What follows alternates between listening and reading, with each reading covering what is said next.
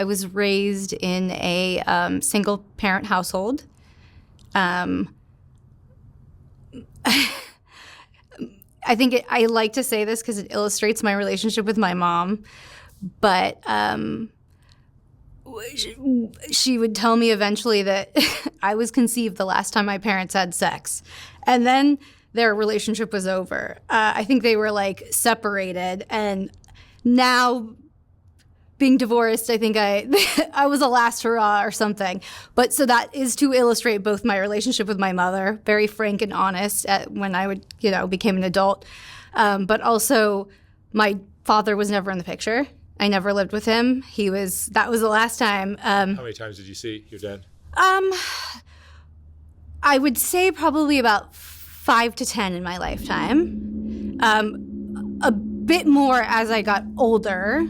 After my mom's murder, he attempted to step up, but he was an addict. He was an alcoholic. So his presence in my life was very, very inconsistent. Yeah, he was a lawyer. I mean, I definitely knew who he was. I didn't know until I was an adult that he had 50% custody of my brother and I. Yeah, that was an interesting thing to find out because he was so inconsistent and not present. And since sharing my story, actually, somebody that knew both of my parents reached out to me and attempted to deliver a truth to me. He said my mom would sometimes keep us from my father, but I actually had a much more transparent view of that. He would show up drunk at times, and my mom would have to tell him no, he couldn't take us because he was inebriated and couldn't drive us to Orange County from Calabasas.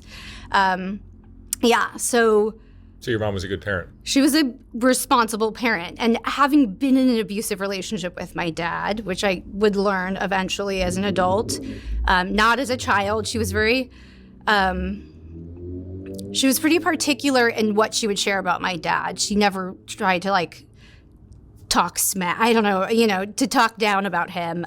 She attempted to kind of let us figure him out on our own, which we did very quickly, his inconsistency. And then, yeah, I had some very jarring experiences with him in my adulthood that made me lay down some serious boundaries and eventually not see him as well. But yeah, that's, parents are humans. Yes, they are. Yeah. Just like us. And, yeah. And you had a brother as well. I had a brother.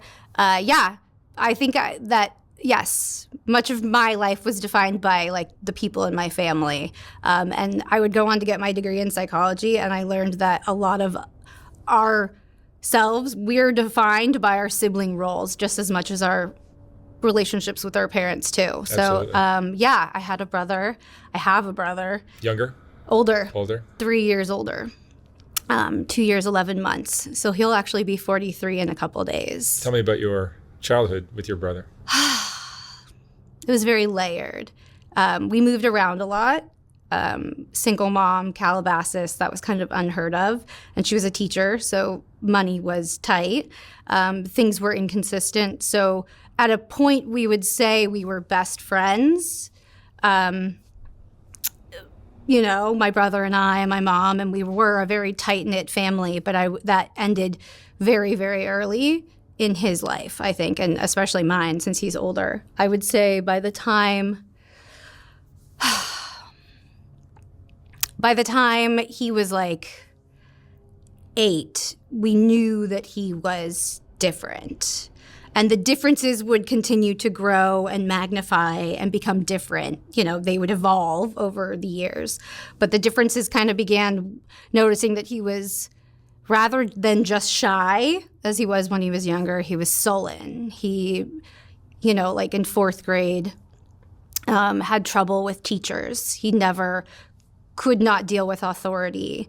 And that was a turning point. School was a point. From 4th grade on, he never really fit in. He was highly intelligent, though. So it wasn't he was incapable or anything. He just could not handle being told what to do in any fashion, and that translated at home.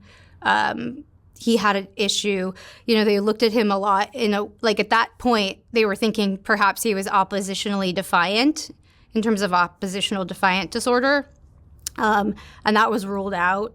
But that was kind of like how he was presenting. Authority was an issue. And so that really formed who I was, I think. I was... I don't know why it makes me tear up, but and this is a phenomenon I learned. I studied psychology probably to understand and normalize what I had been through and seen. But I'm gonna need some tissues. Forgot about that. Thank you so much. I was compliant and social. Everything Jesse was not, I kind of was. And I don't think that was also just me.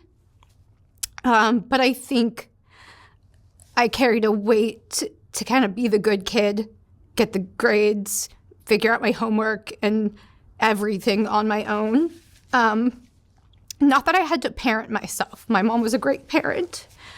But it was a reaction to his disobedience or... Disobedient, yeah.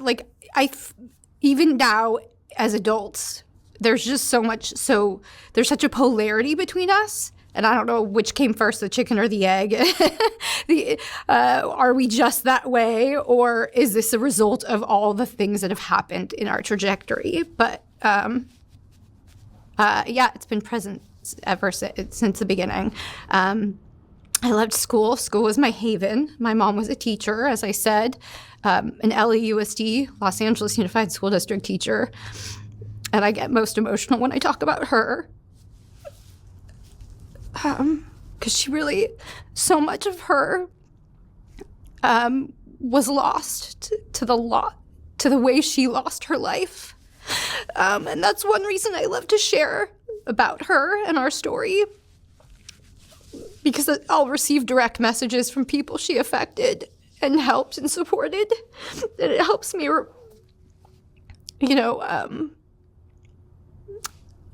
when you hear a parent's lost their life to the hands of their child, the most common first question I get is what you asked me. Was she your brother was the abusive one? Because you would think there was something. Yeah, tell me about your mom. Yeah. What kind of person was she?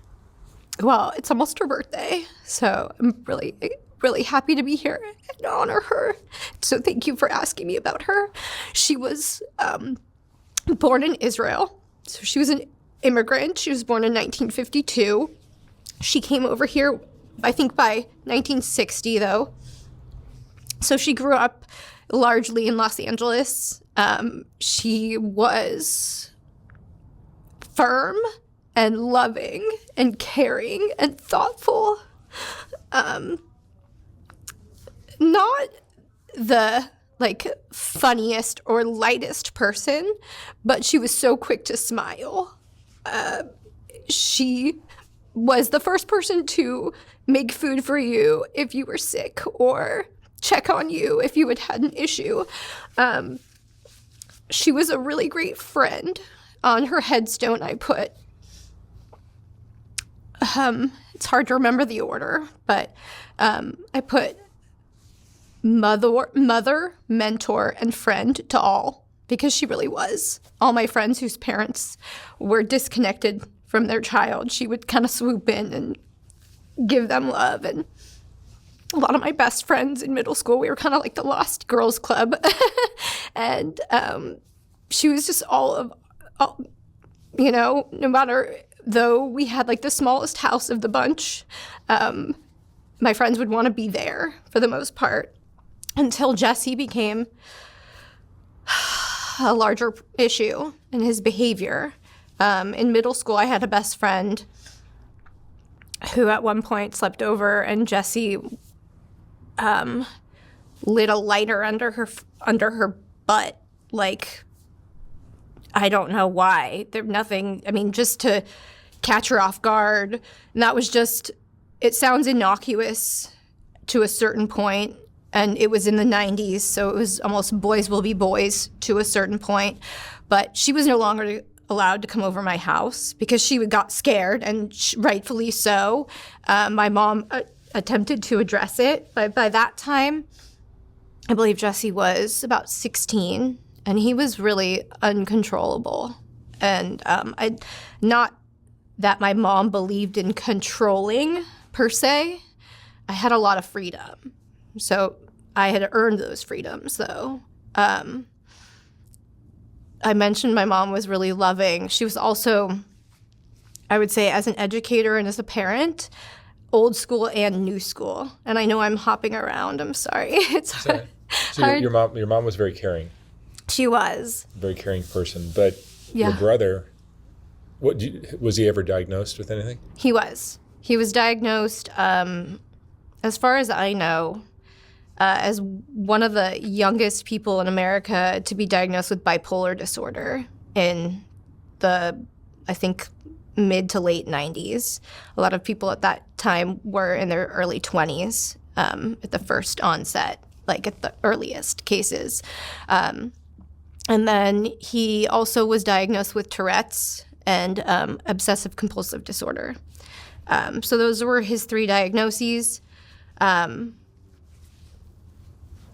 Which a lot of people have those A lot of people, diagnoses. I usually follow up when people ask me that question. I will often follow up, but millions of adults in America live with bipolar disorder and do not commit murder. Yeah. I think all of the ingredients in our trajectory at every point, no matter what, when we could have had intervention, the wrong thing happened for us. Jesse started becoming really violent, I think, when he was in about 10th grade. And between the years of like 4th grade and 10th grade, that violent behavior would evolve from like not being able to deal with authority to being verbally abusive. He called me ugly. He would, make fun of my height or my stature, or called me Toucan Sam. I had a larger nose. I've had plastic surgery. So it was an environment of definite, like, to a certain degree, emotional and mental torture for a while. And if my mom witnessed it, she would address it, but a lot of times it was very covert. And then he would blackmail me to not say anything. So not only would he harm me, but then he would kind of keep me quiet and gaslight me. We have all these terms now, right? We have all these great ways to understand abuse, but we didn't know that then. Yeah. To say also the violence would continue. I think physical violence doesn't have to be to your body, and his physical violence it was environmental. He started punching holes in walls pretty young too. I would say he was probably about, I don't know, anywhere between 12 and 14 or something for that. Maybe earlier or later, it kind of blurs, but it was just kind of a snowballing and cyclical thing. In that time, he also, in the blackmail and the having me do things that, like, by the time I was in 7th grade, he had started blackmailing me for something small, like something very innocuous that I just, Mom's going to be so mad at you I won't tell her if you do my chores. It would evolve into sexual abuse with him. And it was so covert and manipulated. I didn't really realize what it was until he murdered my mom, until I was 22, and everything came crashing down. And I kind of reevaluated our entire lives. And I And one of the reasons why I didn't realize what it was or that it happened was he had blackmailed me into basically performing sexual acts on myself in front of him. So he never touched me. And how do you, in the 90s, define sexual abuse without being touched? That wasn't something that was ever, I mean, women are still being fighting to be heard in this realm. Mm-hmm. So at that point, that was I'd never reported it at that time. I never told my mom. That is the one point in my life when people say, do you have any regrets? I don't live with regret, active regret. But when I reflect on that moment or that time in my life, I was about 12 and he was 15 or so, maybe a little younger, 11 and 14. I just regret not telling her because I know she would have acted. She was my protector. She was a great protector. Although it doesn't sound like she protected me.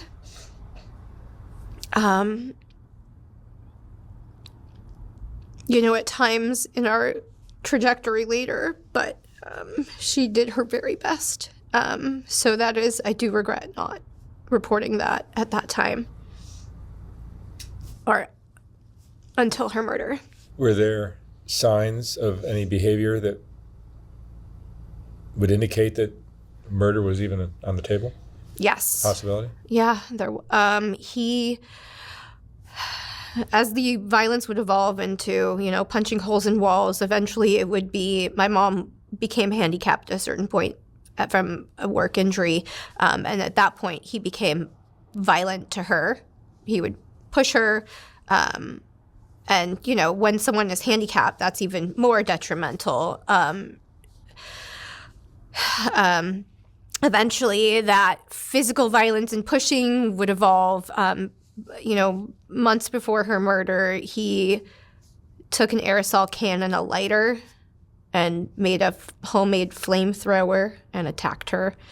I wasn't home when that happened. I didn't really see it. I don't know if I don't know if it registered so much violence and there were so many events that I don't think at that moment I had received it in a way like, oh, that's a direct violent threat. Because we were just in survival mode. I had no mode of perspective. I was just surviving. And I now can see that was like the first attempt on her life. Did your brother have friends? Yes and no. He had a couple throughout his lifetime. He didn't have a lot. I would say like literally a handful from 0 to 25 when he entered the prison system. I don't know. That's when he. That's when he murdered my mom. How did he kill her? Yeah. With a knife. He stabbed her. I would find her. He killed her in the kitchen, which was her favorite room. And when I found her, the knife was sticking out of her neck, right about here. So as if like a final act. I never saw pictures. Obviously, I saw it in real life. I didn't need to see pictures later. I didn't really want to know exact details. I don't know how many times he stabbed her, but it was egregious. And I know that she had defensive wounds. She did not attack him back or try to harm him. She just begged for her life. Yeah, that is what I know of her murder. I know when I found her, she was in a very large pool of blood. And the phone was just out of her reach of her hand. I could see that. And there were signs of, like, there were these kind of fights often in the house? Yes. I wouldn't say often. I would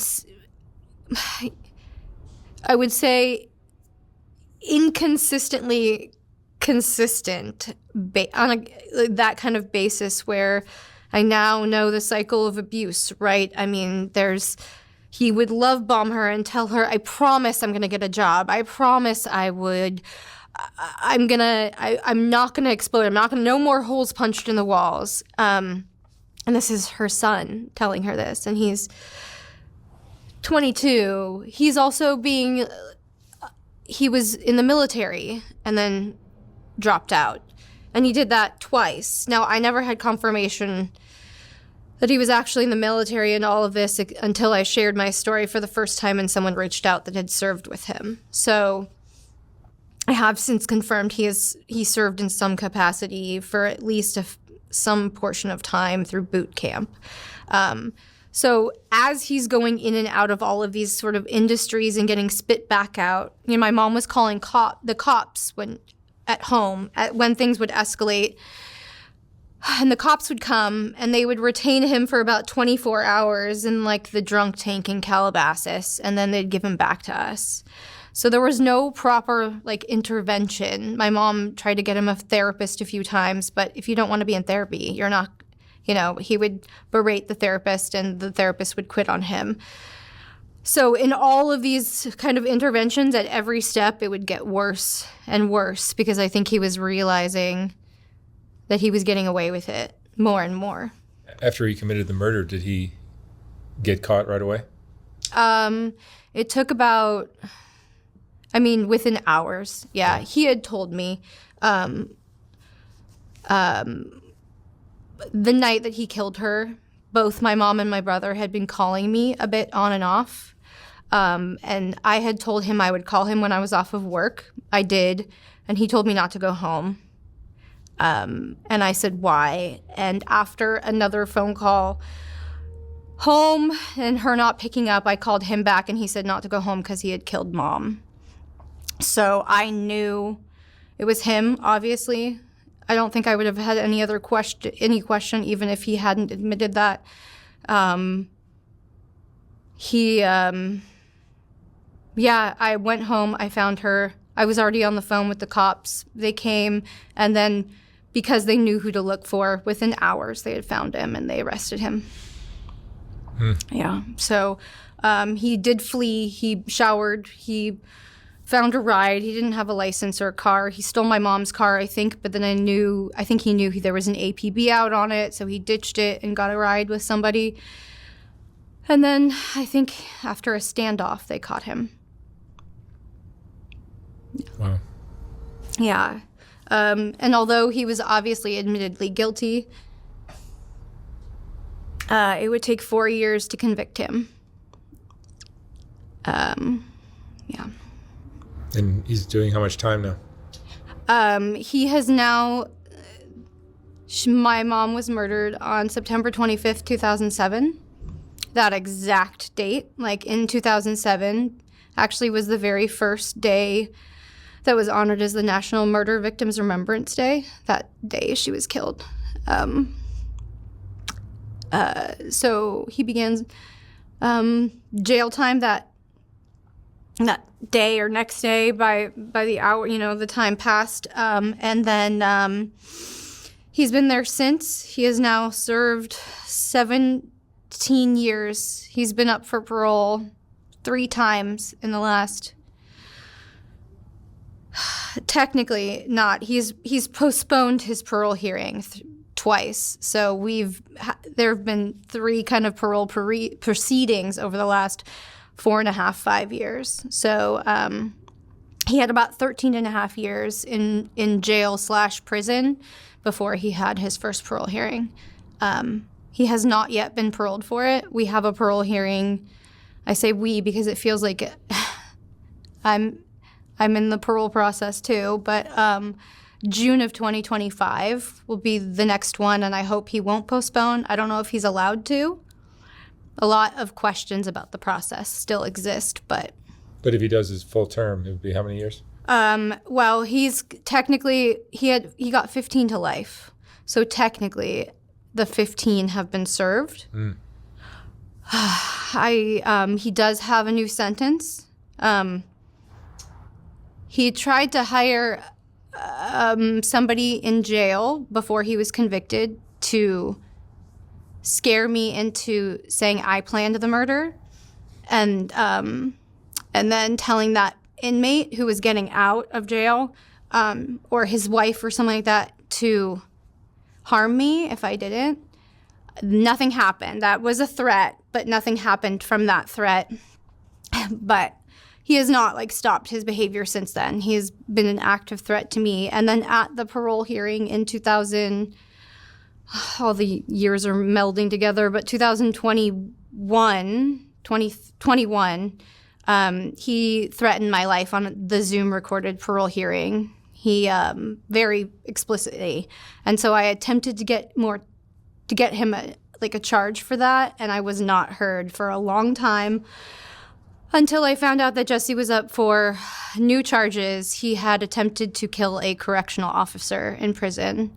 It was caught on camera, and I got a hold of that DA, and 2 weeks after I got a hold of him, he charged him with a criminal threat against me as well. So Jesse now has 36 more years to life. That is 3 strikes altogether, 1 for my mom's murder, 1 for the criminal threat against me, and 1 for the attempted murder of the officer. He did receive 30 years for that. That's double the time he got for my mom. So he got 15 years to life for my mom's actual murder and got 30 to life for the attempted murder of a correctional officer, which still breaks my heart. Part of that was that he killed my mom when he was 25 years old and 9 months. That made him a youth offender in California. At 26, if you murder someone, you are no longer a youth offender. But 25 years old and 9 months is still a youth offender. So that youth offender status actually was just taken away in 2023 when he got those new sentences. What is your take on your brother? I mean, do you just look at, there was nothing in his childhood that might have created this monster? Nothing, by way of excuse, no. Explanation, maybe a little. I don't think anything makes someone be this except internally. There is a huge chunk of responsibility in each person to do good and do better. But I think he was deeply affected by my parents not being together and my dad's rejection. I never lived with my dad. I never really cared for my dad much. I saw him as a human and not a father, and I think my brother lacked a father. I think that he was picked on a lot, so it's another contributing factor. I think his mental health is another contributing factor. He was bullied in school? He was. But in the 90s, they said, put him in karate, toughen him up. And he did. He got a lot tougher, but towards us and towards the outside world. He would have graduated high school in 1999 if they hadn't kicked him out 2 years before. And 1999 was the year that Columbine happened. And I often say that we kind of took the brunt. Our family took the brunt of the violence he would have executed in a larger setting. I think that our story, although it doesn't seem tied to these incidences of mass violence, I think I'm related to someone who was like that. And I think that the warning signs and the pieces of the recipe that make these people that have no connection, that want to cause harm, want to terrorize. I feel like we dealt with domestic terrorism in our home for so many years.